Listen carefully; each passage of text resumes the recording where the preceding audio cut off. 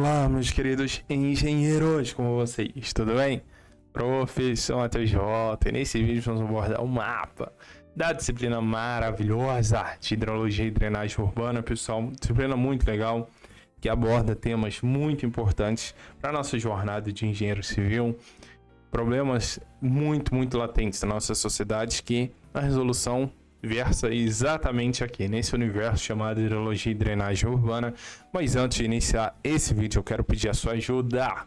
Muito simples, se inscrevendo nesse canal, deixando seu like, compartilhando esse vídeo, pessoal, com os colegas e amigos, porque isso me ajuda demais. Inclusive, como eu sempre falo, pessoal, esse é o único mecanismo que eu tenho, a única forma de saber se de fato o vídeo está sendo útil, se está valendo a pena, se está ajudando, é quando vocês se inscrevem e deixa um like aí no vídeo e deixa um comentário. Porque se vocês não fazem isso, pessoal, eu vou entender a mensagem que passa que realmente não está sendo inútil, não está servindo para nada. E se for o caso, pessoal, eu vou parar de produzir esse tipo de conteúdo, porque não faz sentido eu abrir mão do tempo precioso e escasso que eu tenho com a minha família para vir aqui, preparar a aula, montar tudo, gravar, editar e deixar para vocês de graça, sem cobrar um centavo, não ganho nada por isso.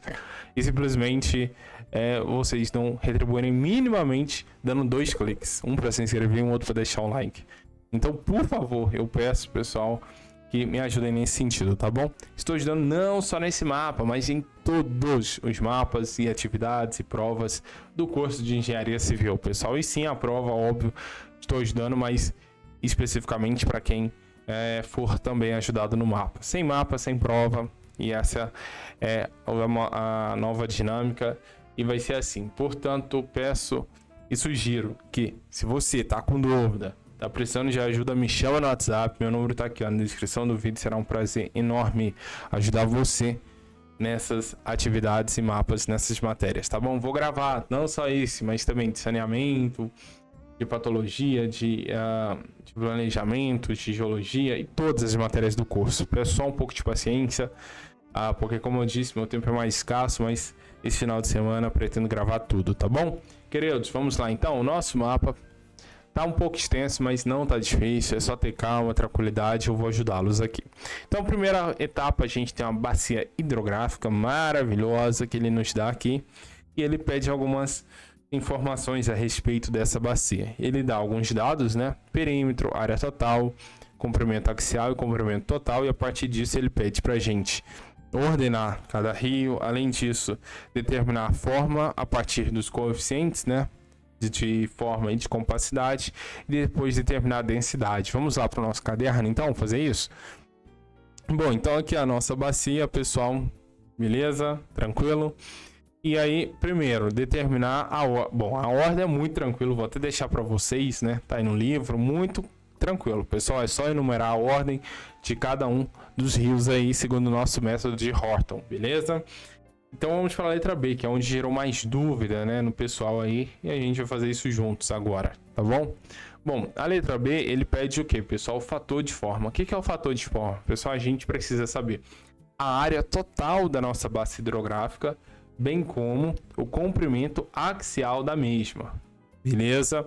Então a gente vai usar esses dois dados para calcular esse índice, que nada mais é do que o fator de forma. Então vamos lá, ó. Então aqui, letra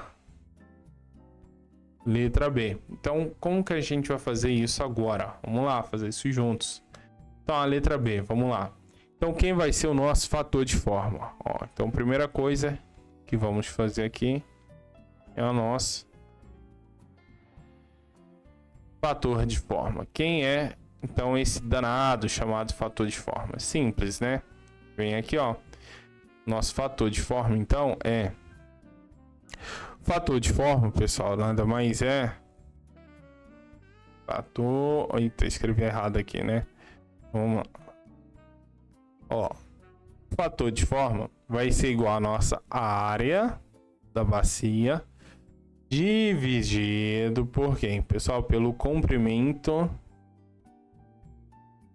axial da mesma. Tranquilo? Então, agora aqui... Isso tudo aqui, óbvio, né? Esse comprimento axial elevado ao quadrado. Então agora, pessoal, é só substituir os valores. Vamos lá, então. Qual vai ser, portanto, a área da nossa bacia. Ó, perfeito, pessoal. Então vamos lá. Qual é a nossa área? Ora, a área eu circulei aqui 31 quilômetros quadrados. E qual é o nosso comprimento? 16,2 km. Então aqui é 31 quilômetros quadrados. E aqui 16,2 quilômetros. Tudo isso ao quadrado, beleza? Então agora, pessoal, é só fazer essa conta. Vamos lá? Então isso aqui vai ficar 31, divide por 16,2, vai me dar esse valor. Divide por 16,2, olha lá, 0,1181. Então isso aqui é 0,1181. Perfeito. Vai lá, então, esse é o nosso fator de forma, beleza? Ok. Além disso, pessoal, que mais que ele pede? Na letra B, determine o fator de forma e o coeficiente de compacidade. Vamos lá, então. Agora a gente vai determinar o coeficiente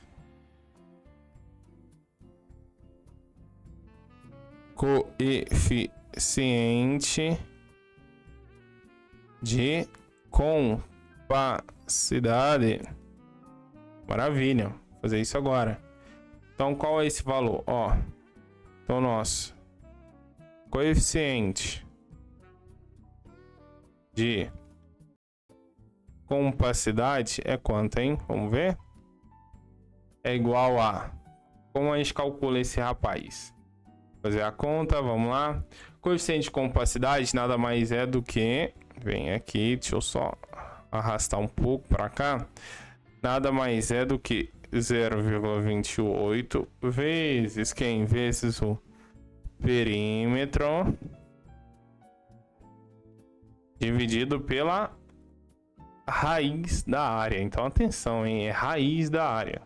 É uma fórmula bem particular. Então isso daqui vai ser igual a quanto? Vamos lá. Então isso daqui é 0,28. Coloca aqui, ó, 0,28 vezes o perímetro. Quem é o perímetro? Perímetro, olha lá, perímetro 38,5, 38,5, 0,5 km aqui, né? Beleza, dividido pela raiz da área. A área a gente já viu que deu 31 quilômetros quadrados. Então, esse daqui é o nosso cálculo. Então, qual é o nosso coeficiente de compacidade? Ora, fazer a conta. Então, primeira coisa vamos lá. Quanto que vai dar? 0,28. 0,28 vezes 38. Melhor, vamos calcular a raiz primeiro, né? Raiz deu 5,56, né? 5,5677. Pessoal, lembrando, raiz quadrada é a mesma coisa de um número. Raiz quadrada de um dado número é igual a esse número elevado a 0,5. Simples assim. Operação inversa lá do ensino fundamental, hein? Não vamos esquecer. Então, eu fiz assim porque é mais fácil, né? Mas pode fazer, ó, 31. Qual é a raiz de 31? Vem aqui, olha lá. Viu? Mesma coisa.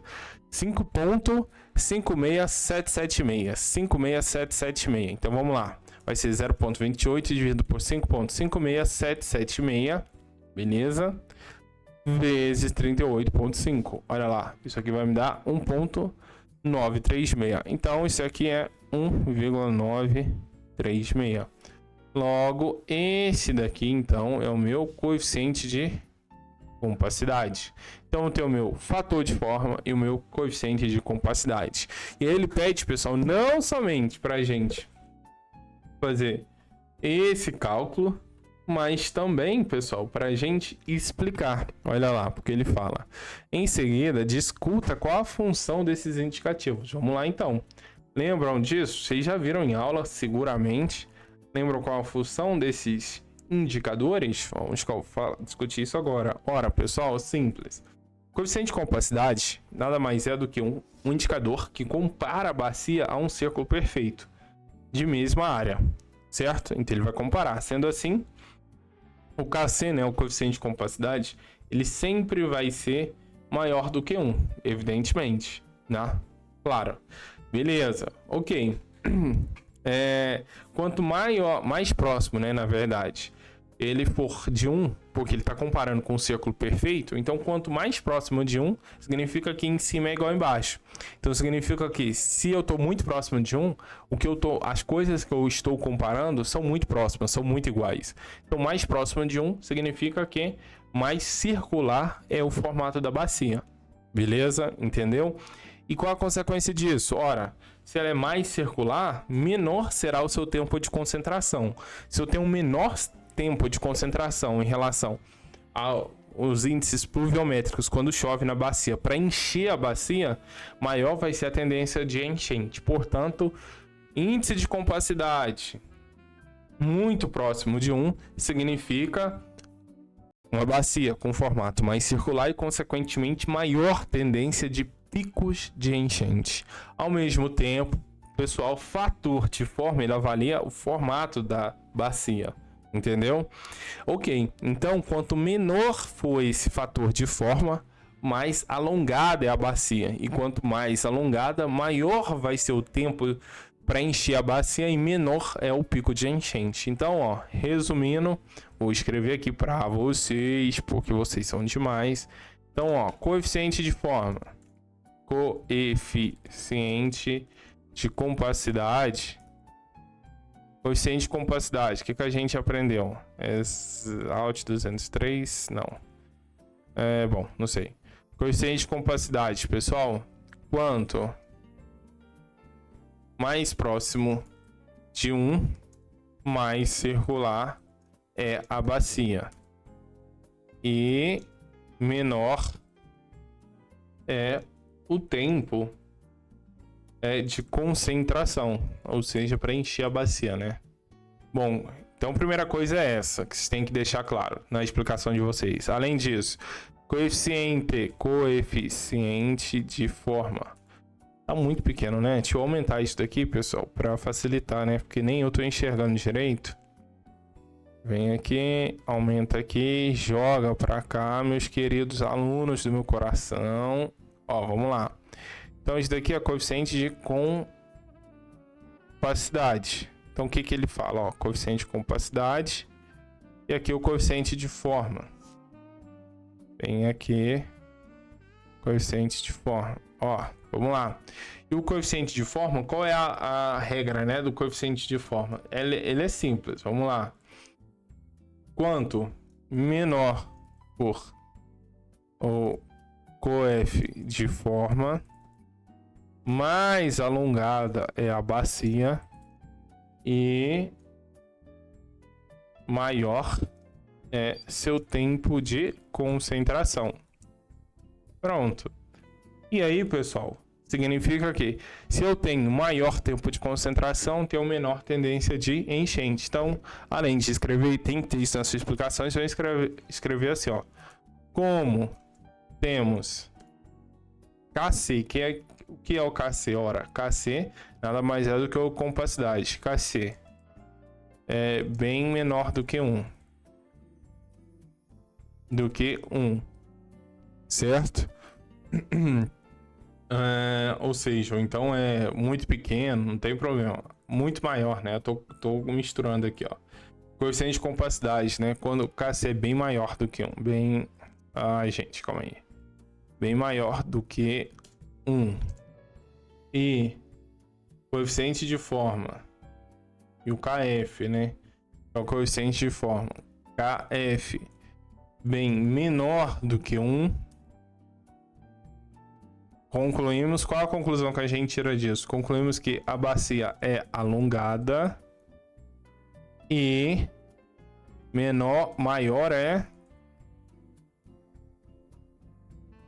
maior é seu tempo, e não vou colocar tempo maior é seu tempo de concentração, porque maior é referente a uma comparação, né?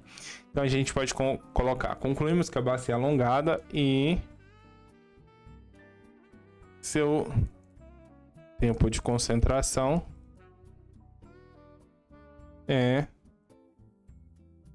apresenta um valor mais alto. Logo, em virtude disso, o que a gente conclui? A bacia apresenta uma menor tendência de enchentes.